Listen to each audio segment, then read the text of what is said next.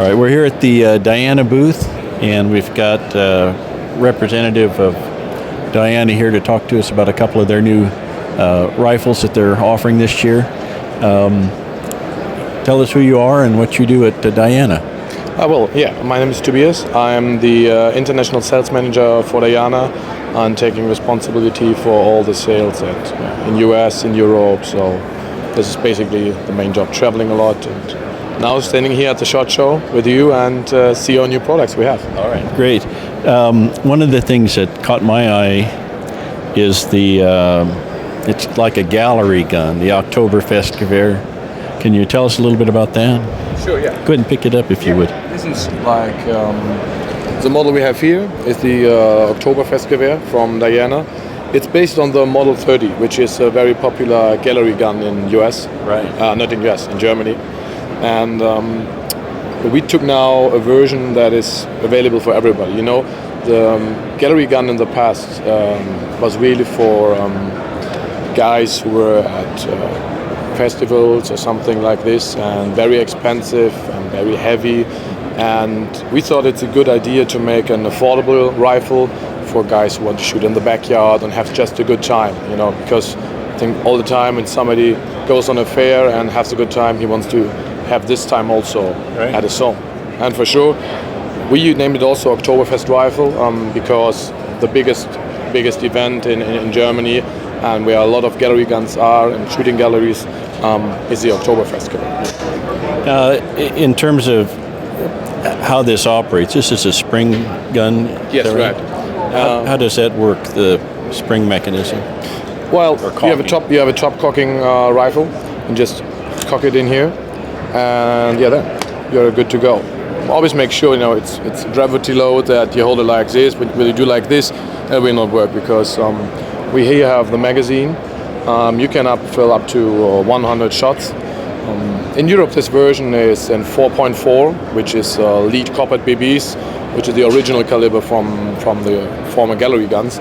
But here in US, we'll make it 4.5 steel BBs, because this is much more common here, and so we decided to make another version for the US market. Okay, great. And then this is designed for a distance of 3 to 4 meters. You know, the classic gallery gun is normally that distance. Right. We have about, let's say, 320, 330 FPS. So this is a good distance to cover a couple of meters. Right. In Germany, it's very popular to shoot like the small clay targets or something like this. Right. And also this gun will come with a small target, flip-up target, so you can use in your backyard and put some targets on. When do you think this might come out to the United States market? Well, I think it will be late spring. It will be available here in US. We right now 2019. Yes, we right now. That's a good. Just to make sure. We just do some changes on the stocks. We will do some improvements using a little bit better stock for this, and then we should be good to go. Any projected retail on this? It should not be more expensive than $149, and coming with the target and with the rifle, also with a small speed loader you can put on here, and then can fill in the BBs, and it just go on like this to make it easier to fill. Well, I'm looking forward to this, actually. I think it's a great idea. I think it'll be a lot of fun for a lot of people, and I actually like the Oktoberfest we associate with beer. Yeah. And this is we want to stay away from the high power stuff at the very least, and so this seems like a good alternative for get-togethers in the backyard. Right. The K98 was based on the 460 Diana model, the underlever, and we saw there was really good feedback from the market. You know, there are a couple of guys who want to have like a collector's item, or like when they're shooting something special. And as PCP is really improving in the growing market, we thought it's a good idea to make also a K98 PCP version. That's what we have here. This is, some of the parts are already 3D printed, like the trigger guard, or here the cover for the tube. But actually, it's very close to the final rifle we get. We have metal sights. I mean, for sure, these are not really match sights, but it fits really good to the rifle. Nice looking stock. A little bit shrouded barrel to make sure the PCP is not that loud, because it should be backyard friendly. Guys who shooting in the backyard, they don't want to have real loud noise. Sure, this is one of the advantages of PCP, is that it can be very silent. Yeah, and the nice detail what I like really is like we have the filling probe here. I was going to ask you about filling. And this is, I think it's a quite nice detail because we still can make sure we have a nice looking of the K98. Okay, and we've got the gauge on the bottom there. Yeah, Is this right. going to be like 3,000 psi or? Yeah, so 3,000 psi, you could fill up into 200 bar, 200, 210 bar. Yeah. Okay, and is it adjustable in terms of the power level? Or? The power level is not adjustable. There might be a small way to do some sear engagement for it. Coming in 3 calibers, 177, 22, 25, having like 12 shots, 10 shots, and 9 shots, depending on the caliber you are using. Okay, and based on that, a fill to 200 bar, do you have an anticipation of how many shots a person might do? Well, this is not regulated, but as the tube is the same like we use for the Storm Rider, so more or less the same tube, I would expect it should be about 35 to 40 shots, depending on the caliber, the BB, the pellet. Yeah. Exactly. And is this a single shot? Well, it's single load, but you also get multi-shot magazines for each of the calibers. So you can really do a couple of shots in a row. All right, and I see there's some design, the bolt and maybe some other features that really capture that traditional look. Yeah, I mean it's always a compromise. I know people want to have it as close as possible, but we are also afraid that then we reach a pricing level which is not affordable to the market, and that would be a pity. So right. Well, I think. Speaking of pricing, what do you anticipate? Well, I think we should not be more expensive than $349, which is for a wooden stock and for this shape of rifle is really good. It's a really good pricing. Okay. Well, real good. Appreciate you taking a minute, and nice to get to know you. And thanks for speaking with us. Yeah, thanks. Yeah, we got the new Diana catalog up at the booth when we were up there, and there's a couple things that I thought were interesting.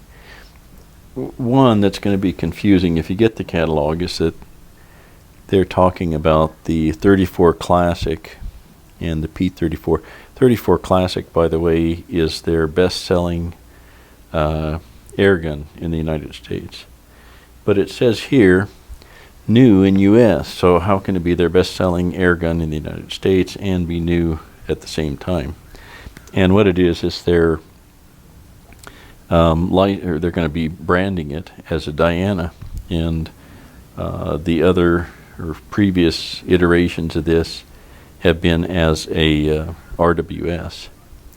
So that's one thing I thought was interesting. Oh, this is their new gun. This is cute. The Oktoberfest Rifle, and this one is designed in Germany. If you look at that, so there's a distinction between made in Germany and designed in Germany, which means that they probably have some outsourced parts from somewhere else. Made in Germany, designed in Germany, so these were designed but sourced from other countries. And where are the other ones?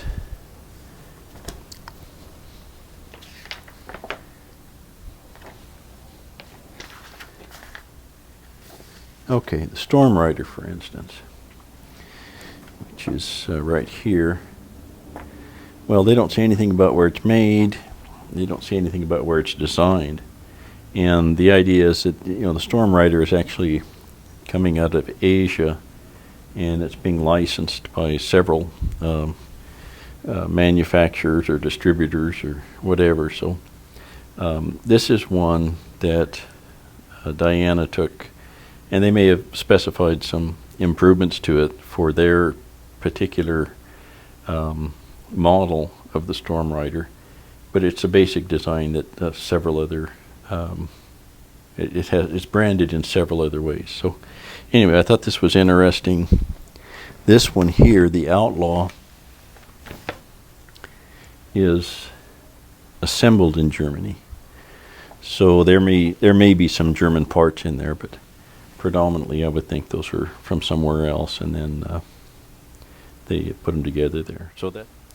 So that's some what I think are interesting tidbits that you can get out of the new Diana catalog, and I really appreciate them taking the effort and trying to distinguish between their traditional, what they call the performance, I believe the performance line, which are the German-made ones that we've come to know, the 48, the 54, the 34, and some of the other lines that they have.